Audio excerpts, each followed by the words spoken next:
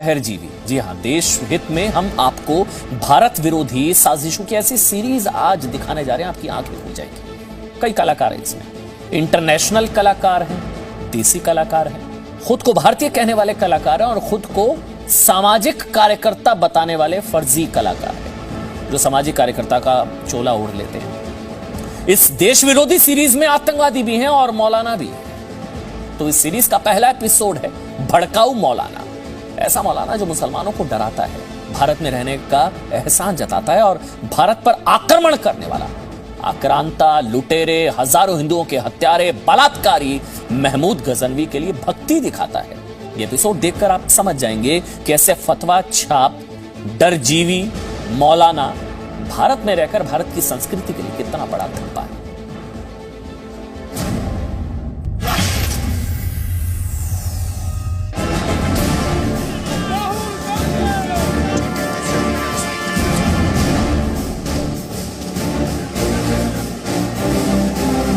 राजस्थान में राहुल गांधी की इस रैली में भीड़ जुटाने और मुसलमानों को डराने की एक साजिश का सच नागौर जिले की मकराना मस्जिद से जुड़ता है। आपके सर पर 2025 की तलवार लटक रही है, आपकी रोजी रोटी खतरे में हो। नागौर में कांग्रेस के पूर्व अध्यक्ष राहुल गांधी की ट्रैक्टर रैली में जो भीड़ जुटी, उसके एक दिन पहले मस्जिद से फतवा जारी हुआ था। ये वीडियो 12 फरवरी 2021 का है। फतवा जुम्मे की नमाज के बाद का है। ये फतवा मकराना की इमाम सुन्नी जामा मस्जिद में दिया गया और फतवा देने वाले मौलाना का नाम है शमसुद्दीन कादरी। पहले मौलाना साहब का फतवा सुनिए जो उन्होंने मुस्लिमों को राहुल गांधी का समर्थन करने के लिए दिया।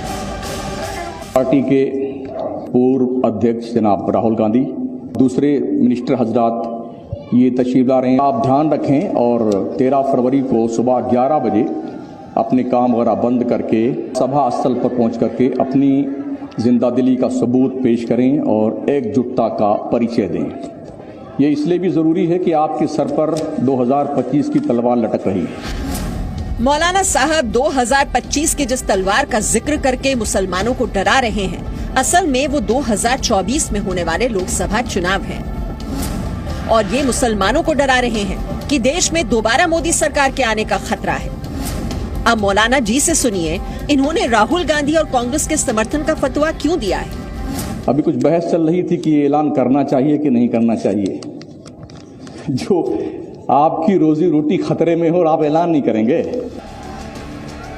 राहुल गांधी की रैली को हिट बनाने के लिए मौलाना साहब के फतवे में वही डर दिखाया गया जो कई सालों से भारत को बदनाम करने के लिए इस्तेमाल हो रहा है, यानी मोदी सरकार में मुसलमान सुरक्षित नहीं है। हमारे मुल्क में जो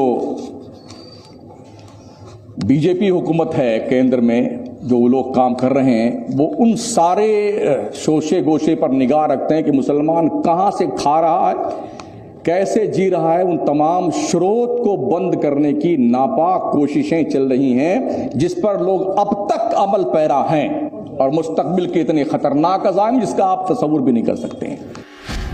मौलाना साहब के फतवे में कांग्रेस के लिए समर्थन है, मुसलमानों के लिए डर है और ये एहसास भी है कि ये भारत में भारत की संस्कृति और तहजीब पर एहसान कर रहे हैं। मौलाना कह रहे हैं कि जो मुस्लिम मंदिर बनाने का काम करते हैं वो कर्म नहीं, रियायत है।